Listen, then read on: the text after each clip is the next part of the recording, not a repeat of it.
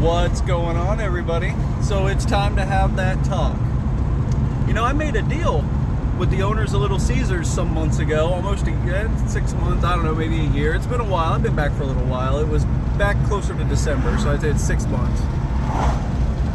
We made a decision that I would come back on a more permanent basis to cover the dough system because of the security that I offered to the dough system. I never miss days, and when I do, I give them plenty of heads up. I make extra dough to try to cover it. The only time that I miss is if I am so sick I can't get up out of bed. And I've only ever missed 2 days because of that. The only time I ever took vacation was to go to a funeral. So my boss comes to me and says, well, we've got people who can do all the stuff that you've been doing in this system that you've set up in our shop. You know, we've got people that'll do what you're doing for half the cost, so we're going to let you go unless you're willing to take half the pay. They utilize all of my experience to set their shop in motion and then fired me the first second that they could.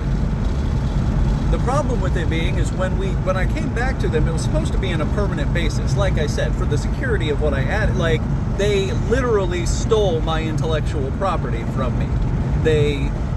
And I'm not saying that I'm some god of dough who changed it. Like, I just made tweaks to the system that made it so you could get dough done incredibly fast.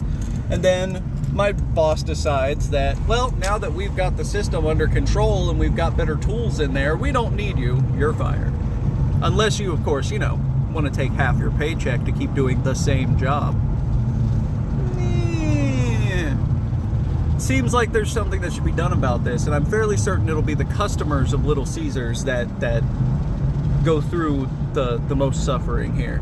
Because what they're willing to do across these corporate locations is fire good, experienced workers who deliver 100% of the time the absolute quality that you demand from the products you buy from these locations and replace them with high school workers, which is when you get orders that are half complete. You get burgers that aren't all the way finished. You get pizzas with big old holes in the middle, they big bubbles in the middle of, like, the product suffers when the employees are not who they should be because they're underexperienced and they're undertrained. So I'm going to leave it to social media.